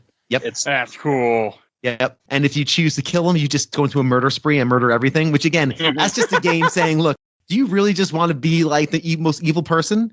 And that's actually the game too, really recognizing, you just want there's something fun about just seeing that ending. That's not really the choice you want to make, That's the classic. What would happen if I hit this? What happens if I throw the baseball at the couple in BioShock Infinite? What will the game let me do that in BioShock Infinite? BioShock Infinite says no, you can't do that. Which, in that case, good. Please don't do that, BioShock Infinite. But in this case, they let you. I love the idea that the world is already destroyed. That they failed because of they were stupid. Essentially, corporate hubris. Corporate hubris ended up failing. Which, who would have thought? I just don't love when at the end of an experience, everything I did was really for naught, or it was again like it's just a dream. I love that central piece of sci-fi of that idea of putting human stuff into Typhons to see if we can kind of reverse engineer it. Can we combine these? Can we become one with this creature or this alien race that is taken over Earth? They're winning. They've won. Our last gasp at saving some sort of humanity is just joining forces chemically or whatever. Joining forces with them to become basically with someone that can be our advocate. I didn't see it as a dream thing. I saw it as a reenactment of what Morgan did, and it failed. Right. That's how I took it. Like, they're replaying what he did. No. See, the thing is, what they're doing is they're putting this Typhon through a simulation, and they implanted the Typhon with Morgan's memories and stuff to see personality, to see. Okay, never mind. See if this version, which also implies that they've done this over and over again, and they're trying to find the right mix of Morgan chemicals and Typhon chemicals to get an advocate that can then bridge that gap between species. So what you experience as the player is you're not Morgan you are a Typhon that's been implanted with Morgan's memories, and you're seeing how much has stuck. So what happens at the end is you have them grading you basically on those 5 or so big moral decision points. Did you save the prisoner? Did you save Doll? Did you get the booster shot? Like, did you get all these things? Did you do the humane thing? Or did you do the predatory Typhon thing, which would just be to ignore them because Typhon evidently, and according to this game, care nothing about, they're more animalistic than anything else. They don't care about human life. They don't have the empathy that a human would have. So I love that concept, but as a gameplay element, it's a very unsatisfying conclusion. So I don't like that ending. But that I think is more personal taste than anything else. I do like that story beat, and I like that idea. Go for it, man. I want to go to bat for the ending a little bit here, because something I've kind of been thinking on listening to you talk about. What I like about how this ending works, and why I don't mind it, even though it does do what you just played was a simulation, which I agree normally sucks, but here I really like it, is it works like the beginning of the game in reverse. And so where the beginning of the game, you're doing those generic tests, and they're like, hide in this room, and you'd like duck behind a chair, and they're like, what is he doing? And it ends with you doing those trolley problem questions on the computer screen. And it's, like there's a guy, strapped to the train tracks. If you pull this, one person dies if you do nothing, like the classic trolley problem thing. Yeah. And then it goes into the stuff. And then you realize, oh, this whole thing's a simulation. This opens up. You realize what you just played was a simulation. And what I think is neat is that it was organically making you do trolley problems kind of the whole game. In terms of like, hey, does this prisoner deserve life? And I just think it's kind of neat because it kind of then goes through that every action you did in the game, I still think kind of was important because it ends up reinforcing all this stuff about like empathy and humane choices and stuff. And also, I think it's kind of neat that like you can maybe think about it in kind of a meta way where it's like, you are already, by playing a video game with choices, you have decided to play a simulation of making choices. And so it's like, that's kind of neat, I guess. And just the way it ends up turning out, where it's like, hey, the whole point of this thing that we started with and the whole journey you went through are making these, I think the ending even says like, you got the most empathetic ending or something like that, or the most ethical ending. Yep. And I think it's neat that the game becomes sort of an exercise in making ethical choices or trying to strive for that. And that like you can be a monster and go the opposite way. And that's the system failing. And that ties. I think it's a cool way of justifying it of like, is the simulation effective at making you be good to people? And right. I think that it's more interesting to me than a lot of these endings tend to be. And I like, again, that I think it's really cool that they give the game away almost in the first hour, and then they just do it again to you, and you fall for it a second time. At least I fall for it a second time. That's fair. Yeah. What about you, Mike? I really liked it. I liked the whole idea of it, that it's all a simulation. I just thought that was super damn cool. Just like what Casey said, the fact that they do it to you twice and you're like, aha, you're not going to do that joke again, or not joke, but that twist again, and like it actually works. Yeah. No, you make really good points. Trick me the same way twice, then I know it's really clever. Yes. Yes. That's fair. That's really fair. I mean, you've gone through a lot. It's been a lot of time between the first hour and the final hour, but still, you're right. It's definitely a great subversion. And again, I love it as a piece of science fiction. It's excellent science fiction. For me, from a gameplay perspective, as someone who's role playing in that game, I having that rug pulled out from under me doesn't feel great. And again, that's just a me thing. But I think that's fair, for sure. Yeah, that's always been my reaction and emotion to it. But again, I think as a story beat and as a piece of sci-fi, it's really strong and good and really interesting. So yeah, that's my take on it. Okay, let's go to questions, comments, and memories. I got a few, more than I expected. Cool. Nice. People had stuff to say about this game, actually. I watched the entire Oberlin Super replay, first from Zach Harris. An incredible immersive sim that I completely devoured. Exploring the entire station was an absolute treat, and finding lore tidbits added so much to the world itself. I absolutely love that once you find where certain triggers are, you can easily speedrun or skip entire sections of the game because the devs specifically designed it that way. Really creepy. Alien 2 mimics are 10 out of 10 amazing. I played it twice, and I think I'm replaying it often. Mm-hmm. From R. Phillip. I beat it last year, and as I recall, I liked the world of the game more than the game itself. I'm not super into reading notes to fill story gaps in general, but I love that Prey had at least some alternate real history things going on, like JFK surviving and being more involved with the space program. From Jericho Rose, it's super fun. I think the whole concept of the mimics are really neat and adds a lot of tension to the game. And the whole intro of this game is really fantastic. Oh yeah, it's one of those where you were saying in our virtual green room before, I think Casey was even here, that you were looking at, this never came up in like those BuzzFeed or those top 10 greatest surprises in video games. Like, and I think it's a shame. I think that's such a good. Oh, I was just saying it was such a cool intro. It's so every time when you break the glass, and I like just walking in and out and looking at the way that it projects the 3D city, and then looking. Yep. Every time it's so impressive to me. And then you can see the behind the scenes on how it was making all the little scenes happen based on what you were doing. The elevator's fake, the sounds it pumps in. Mm-hmm. So great. That is smart. So smart and good. And I think it's a great thing that this tells me that this game didn't sell enough. Yeah. And I want this to be on those top 10 lists, but I don't want it to be, because I want more of this type of game, because this is a type of game that doesn't exist. I guess they're hard to make. I don't know. And yeah, we need more immersive sims because they're so fun and interesting, and that role play is great. But anyway, yeah, I agree. It's an amazing intro. A couple more from this group. From Matthew Paul Irwin, couldn't get into it all, would have greatly preferred the original plan for Prey 2 in quotations. For those that don't know, there was a whole Prey game that was going to be a sequel to the 2006 game that then got scrapped and then became this eventually. Sure. All right. And from Chip Kimball, still the best top game of my gaming lifetime so far. It's not perfect, but it's perfect to me. Moon Crash is its own fun thing, too. In terms of memory, I just remember when GI was covering it and they seemed so skeptical. It's one of those games where I felt like game journalism just cannot really tell an individual if a game is good or not. You're better off just giving it your shot, and sometimes it works for you, sometimes it doesn't. But in the case of Prey, it's my top game. Man. That's awesome. How did this game review? I want to say it was generally, my memory is it's like lots of like 4s and 8s. Like it's good, not perfect. Yeah. Around there, like pretty good. I think most people were like, it's good, but maybe like I prefer Dishonored or something.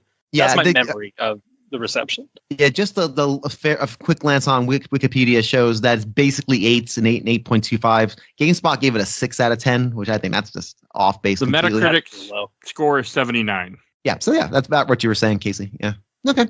I don't remember the GI lead up. I think I was still reading it at that time, and at least getting the magazine.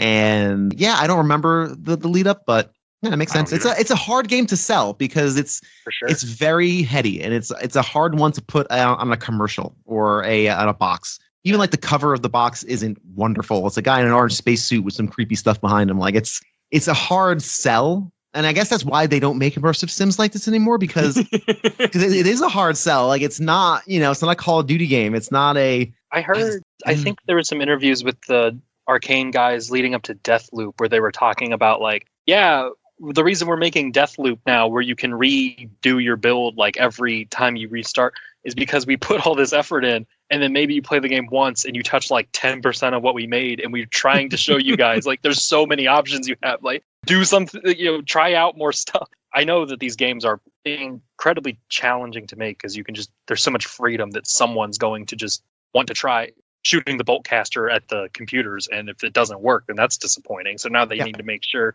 that works. And yeah, it's a shame, but I just do wish this would exist. More of these existed because they are, I think, really special treats.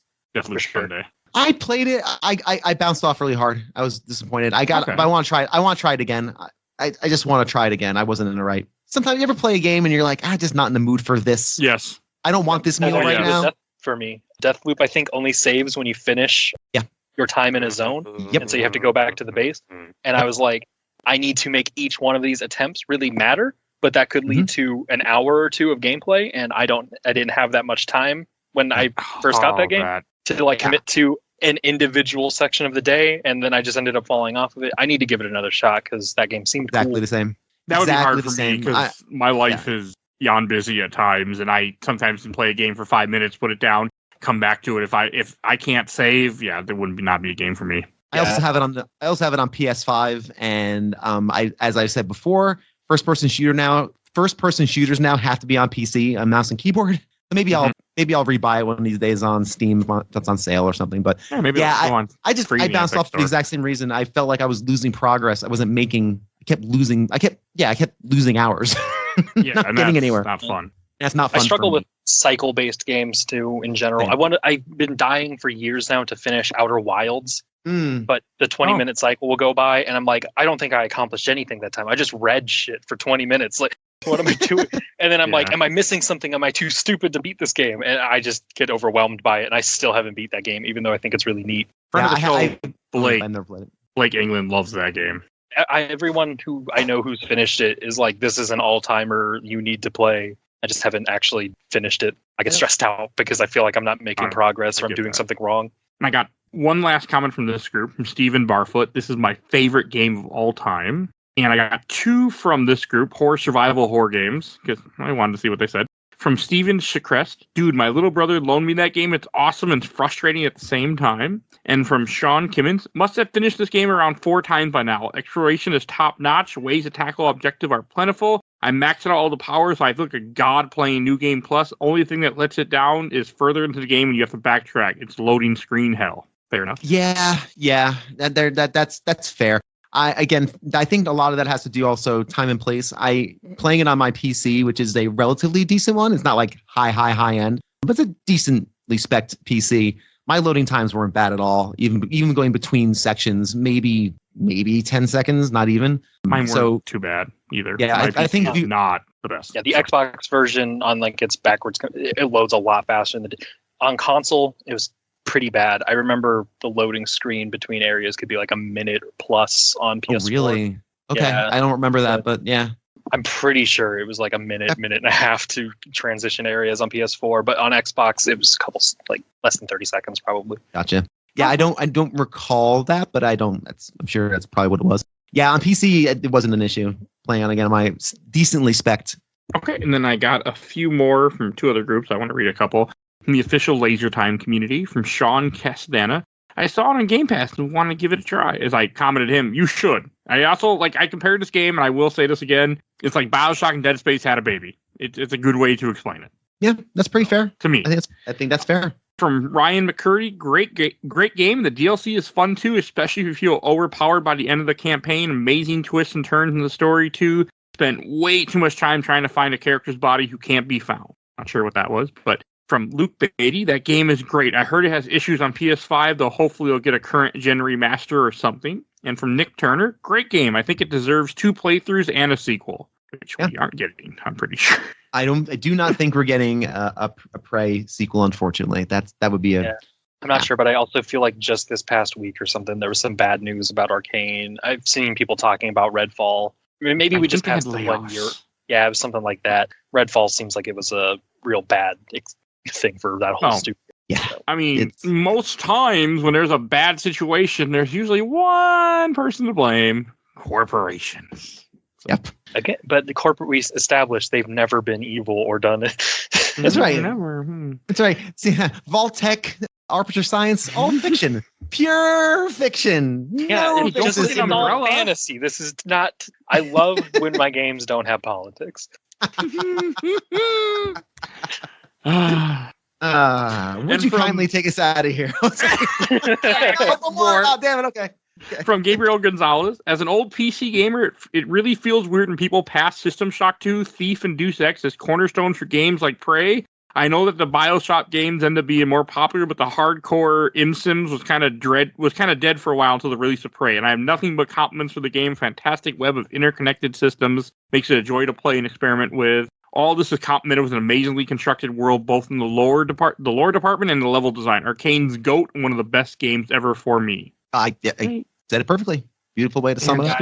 I pretty much agree with that. From Lachlan Rand, I welcome any opportunity to bring up that is one of, if not the most criminally underrated game in the last decade. Amazing game, and Moon Crash is also fantastic. It's funny when he says, I'm sorry, very, very quickly. I did not play any of the DLCs, so I don't know Moon Crash, and because I just didn't sound fun for me. So roguelike. Yeah, I'm not a big fan of roguelikes, so for me it was like, I'm not gonna do that. It was easy. But I will second his notion. Again, like I said, I wish this game was more popular, but I'm glad it's not, because I feel like people who know this game, I feel like I'm in a cool club. Like in a cool club of people like, oh, well, you dig Prey? Oh, you dig Prey, so you must dig Deus Ex, and you really must dig this. And now I have an instant friend. I just feel like this is a game you can like get to know someone's taste in games based on what if they like this game or not. And again, that's not knocking people who don't like this game, because it is a lot. But I think it's this. I don't know. There's something. I don't know. It feels like an indie band that.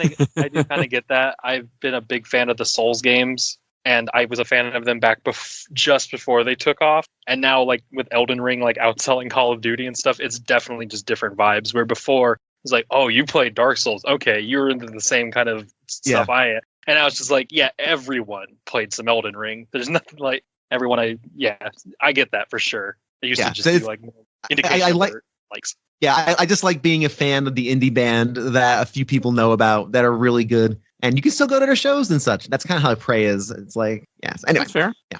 Okay, a couple more from Sean McLean. Games talk about environmental storytelling by putting a skeleton on a toilet, but Prey really got it right. You could literally follow the menial history of each independent crew member and find the characters in them, which came out in big moments, ranging from who took part in the office Nerf fights to who was having family struggles at home to who found love up in space. These details took what System and BioShock did and elevated to whole new levels. From John Silverman, generally one of my favorite games. It out-System Shocked the System Shock games. Far more interesting than BioShock. This game has so many incredible systems and such a sense of place. Generally, fewer games have been more masterful, in my opinion. And from Alex Arona, the best Bethesda open world game. I know I said that wrong. From Nick Kitchenman, I got to a certain point where I came up an elevator into a room that I've been in before. It was completely full of enemies, and I quit the game immediately and haven't played it since. I get it. I get it. You see, what you do is you start a podcast where you force yourself to play games, even if you don't like it in the first couple hours. Yep. Yeah. See, it's very different playing it for a deadline than it is just playing for fun. It's a different experience. I don't mind it personally, but I don't think the average person should ever do what I do. Yeah, you're in a different situation. Yeah, I'm a different human being when it comes to like what I do. You are, sir. Well, I've had other people on the show who have like it's hard to get people to want to play something every single it takes you got to be the right person to do what I do, and I don't expect other people to do it. So no, that's fair. I think that's fair. There's always this will go off topic, but I won't get broach it too much. But there's something to be said for, hey, I want to play this for a reason, to critique it, to evaluate it, to make an opinion on it, and be able to talk about it for 2 hours on a podcast. As opposed to just playing something for fun. That's just like, oh, that was fun or not fun. That's more binary. And again, there's nothing wrong with that, because trust me, that's great. If you used to say, I don't like Prey because I just didn't like getting killed every 5 minutes and running around with a wrench, okay, that's fine. That's not a bad person, but it's a different taste. Some games I wasn't in the right mood for that I've done on this show, and I had to, and I had a bad experience, Silent Hill 2, which was my second time playing it, but go look at the episode. I wasn't nice. But also, but at the same time, there have been games that I have fallen in love with that I would have fell off, but I'm like, got to do it for the show, and I force myself, and I end up, like, example of this game, I think I would have fell off it had I just randomly picked it up, started playing it, went, not for me, and then put it down. But because I was forced to finish it, in quotations, I didn't quit, and I had a great time. I guess I'll just go first in Shelf Stacker Box, since I'm already pretty much saying it, even though I didn't mean to. I enjoyed it. I'm going to put it in the stack, but I am so happy that this game is knocked off my list, that I finally played it, and I'm hoping that people who might not care about story, listen to us talk about it, are like, okay, I will give this game a try, because you should. It's cool. Just don't fight everything, because you don't have to. My cat agrees. Bill, what about you? Well, when you first asked me if I said, hey, I'm going to do Prey, do you want to do this? I think I replied with yes, like 5 S's. I love this. This is a shelf for me, a full out shelf. For all the reasons everyone has stated in the comments and for reasons we've stated, not perfect, but as an immersive sim, it doesn't get much better than this. And if any developers do make another immersive sim, this should be the template. This kind of player agency, this kind of player expression, the environmental story. We didn't even talk about a lot of the environmental storytelling, which is just scattered everywhere. The crew quarters is my favorite place because it's just nothing but short stories. We didn't even get into that, but yeah, this is just a delight. And if you enjoy immersive sims and if you want to really get lost in the world and lost in the lore and get some really good sci-fi, this is it. And don't be afraid of the challenge. It is, you can kick it down to a story mode and make it pretty easy for yourself. But even then, you still run into friction. So yeah, I think this is a game everyone should play. And hopefully if you've listened to this entire thing, you've played it. Hopefully we didn't spoil the entire game for you. But yeah, this is great. So shelf for me. Okay. And what about you, Casey? I think I agree with the shelf. I mean, I don't know if this is in my personal, like, all-time favorites, like top 10 or anything, but it is a game that I have told people, many people over the years, you need to give it a shot. If you like any game with like an amount of like self-expression in how you play it or approach it, or like you guys were saying, like, just even if you know the story, like we spoiled stuff, the act of exploring the station and uncovering all the different little tales, and like I was geeking out about earlier, finding the little D&D club is just so cool. And it's just such a smart game. I'm always impressed by it. And I just think it's like the best one of these I've ever played. I love the BioShock games, but this has so much more creativity in how you can explore its levels. I enjoy its setting, its story, its music is really good. The story's great, lore. There's just really just nothing I really strongly dislike about it. And it's something that I've told a lot of people over the years that they need to give a check. Okay. All right. And before I forget, I want to give away another code. And this is a code for Steam. Walking Dead Season 2. The code is N8XINX7DFPBZF0G. That is the code for The Walking Dead Season 2. The Telltale one. And I shouldn't do what we're talking about next week. Next week, you can hear me talk about Pokemon Platinum. Because I'm putting another Pokemon on this show because I should. And this year, the theme here and there has been experiencing games I never played before. So there's a lot of that this year. And that's what this was, too. You know, I didn't say it until just now, but yeah. So that's what's, yeah. So Pokemon Platinum is next week. And Bill, where can people find you at?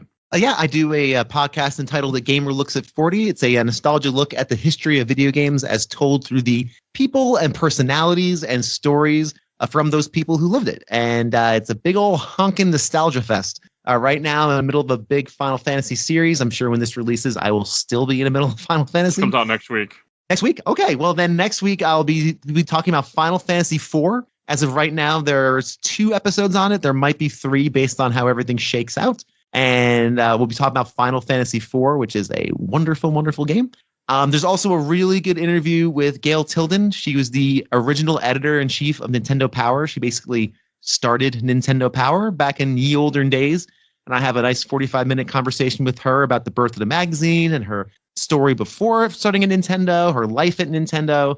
Really cool interview. I'm one of those interviews people of my size podcast should not get, but I got, and I'm very, very grateful for it. So do check those episodes out. They are worthwhile your time. GamerLooksAt40.com for all of my everything. And there will be a link in the show notes to his. I should change your website. It's just whatever your pod site is, but I forgot you had a website, even though we've talked about it multiple times. That's fine. It's okay. I appreciate it regardless. So, all right. And want to give it. So if you enjoyed this episode, there's over 600 other episodes of this podcast. You can find everything we've done on Podbean, so definitely go check there out. You can then search things, type in whatever you want. You never know. We do lots of random movies, comics, games. You never know what's going to happen, because I never know what's going to happen. So definitely go check out our giant catalog. If you want to support the show, we do have Patreon. Little dog, vote in our Patreon poll. You'll see a link in the show notes. We have different polls every month, sometimes 2, depending on if I'm caught up or not on things. That affects it. I'll definitely go do that. We have Discord. Please join our Discord. We're always happy to have new people join and chat with us. And you'll see a link in the show notes to that. It should always be updated and good from what I've heard. So please join it. And we'll give a shout out to my awesome intern officer, courtesy of Helena at Hell Has For You. You can follow her on TikTok and Twitch and Instagram. You'll see a link to her link tree in the show notes. And please follow us on Facebook, Instagram, Twitter, Threads, Blue Sky, YouTube, audio only, and review us wherever you get your podcast, please. We always appreciate reviews because it helps the algorithm. I think that's everything I need to say, so we will see you guys all next time. Bye, everybody. Bye.